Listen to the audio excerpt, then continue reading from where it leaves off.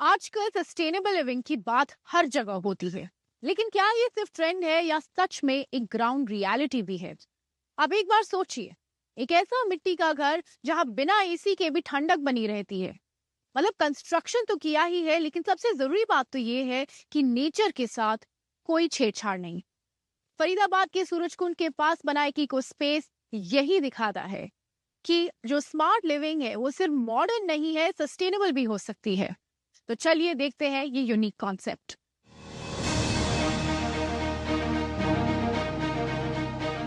Urban India में sustainability की बात तो बहुत होती है, लेकिन क्या ये सिर्फ थ्योरी है या ग्राउंड पर कुछ ऐसे मॉडल्स भी एग्जिस्ट करते हैं जो इसे प्रैक्टिकली फॉलो करते हैं?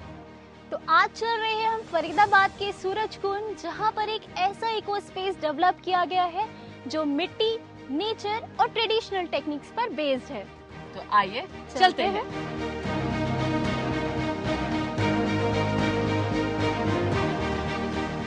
अब हम आ चुके हैं वनभोज, जो एक इको मड हाउस है। स्टील और कंक्रीट के इस जमाने में जहां पर कंस्ट्रक्शन का एनवायरमेंटल इम्पैक्ट लगातार बढ़ रहा है, वहां वनभोज एक ऐसा मॉडल प्रेजेंट करता है जो सस्टेनेबल लिविंग को सिर्फ एक कॉन्सेप्ट नहीं बल्कि एक पूरा एक्सपीरियंस बना देता है। ये एक इको मड हाउस है जहां पर डिजाइन, मटेरियल्स और लाइफस्टाइल तीनों नेचर के साथ अलाइंड है।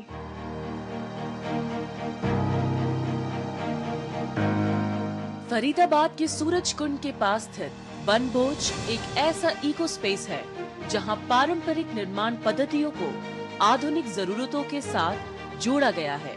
ये जगह बताती है कि सस्टेनेबल आर्किटेक्चर सिर्फ एक विचार नहीं बल्कि एक व्यावहारिक मॉडल के रूप में भी सामने आ सकता है। हमने वनभोज को एक प्राइवेट सस्टेनेबिलिटी म्यूजियम की तरह ओपन किया है and the idea is to basically tell people कि मिट्टी के घर भी मॉडर्न हो सकते हैं, लग्जरियस हो सकते हैं, कंफर्टेबल हो सकते हैं। तो हम चाहते हैं कि लोग यहाँ आएँ और सिटी के अंदर सस्टेनेबल लिविंग कैसे प्रैक्टिस की जाती है। सिटी के अंदर आप एक दिल्ली जैसे बहुत ज़्यादा पोल्यूटेड सिटी है, बट जब आप हमारे कैंपस में आते हैं तो AQI level is very low, मतलब काफ़ी फ्रेश एयर होता है, स्टार्स आपको स्काई में दिखते हैं। तो the idea is to showcase a place जो कि सस्टेनेबल लिविंग का एक एग्जाम्पल सेटअप कर रहा है और एक ऐसा एग्जाम्पल आर्किटेक्चर का सेटअप करता है कि मिट्टी के घर सिर्फ झोपड़ी या हट नहीं होते, it can be a very modern and comfortable house.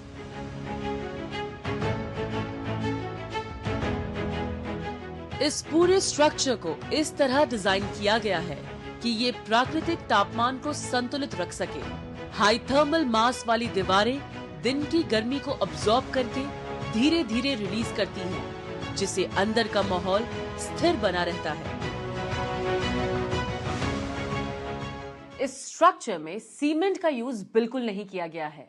यहाँ मिट्टी, बैम्बू और नेचुरल मटेरियल्स का इस्तेमाल किया गया है, जो ना सिर्फ एनवायरनमेंट फ्रेंडली है बल्कि इनका कार्बन फुटप्रिंट भी ट्रेडिशनल कंस्ट्रक्शन के मुकाबले काफी कम होता है। वनभोज सस्टेनेबिलिटी कैसे रिप्रेजेंट करता है? ये जो पूरी जगह है जिस पे घर बना हुआ है, यहाँ पे माइनिंग हुआ करती थी। तो सबसे बड़ा एलिमेंट है कि एक माइनिंग बैरन लैंड को एक फॉरेस्ट में कन्वर्ट करना, वो भी एक natural forest, that is most important. Second, ये पूरा जो कंस्ट्रक्शन है, ये पूरा जो घर है, इसका 80% मटेरियल कैंपस से लिया गया है। ये सारी जो वॉल्स आपको दिख रहे हैं, ये सारी मिट्टी इसी कैंपस से ली गई है।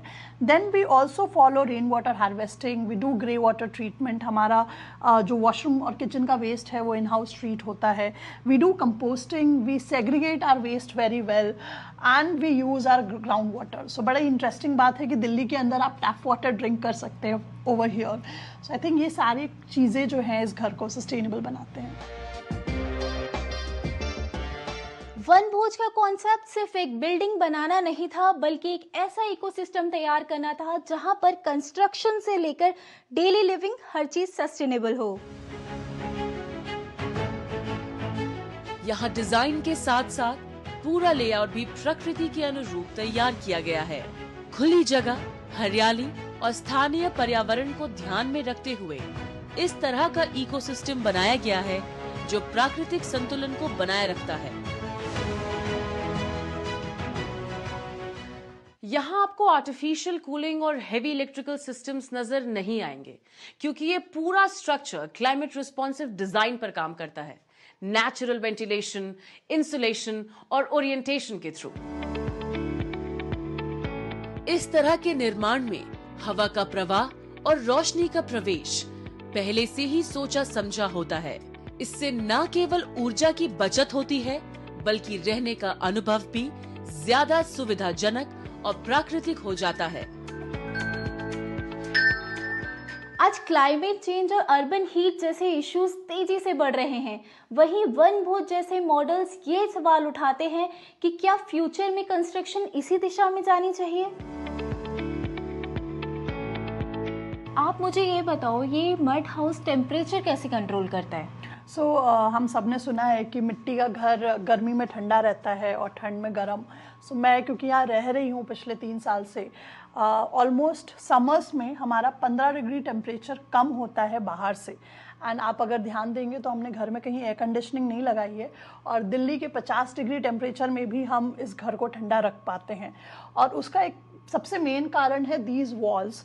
इसके अंदर they are these sun dried mud bricks, जो कि मिट्टी को ब्रिक का शेप देके और धूप में सुखाया गया है।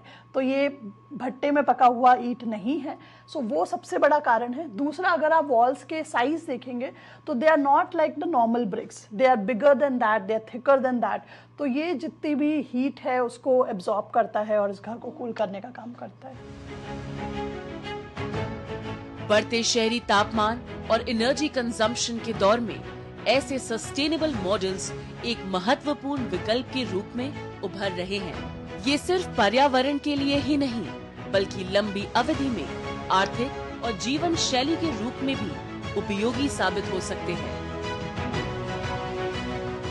प्रेरणा, आपको लगता है कि ऐसे मॉडल्स अर्बन लिविंग का पार्ट बन सकते हैं? आई थिंक ऑलरेडी बन रहे हैं। इसका एक एग्जाम्पल ये है कि मुझे per day, like since 2020 Covid के टाइम से, every day I get 2 to 3 queries from people who want to build their house with mud.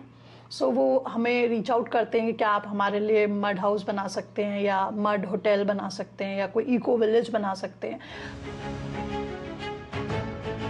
तेजी से बढ़ते कंक्रीट के बीच वनभोज जैसे स्पेसेस हमें ये याद दिलाते हैं कि सस्टेनेबल लिविंग कोई नया कॉन्सेप्ट नहीं, बल्कि वो अप्रोच है जो हमारे पास पहले से मौजूद थी, और शायद अब उसे समझने की जरूरत है।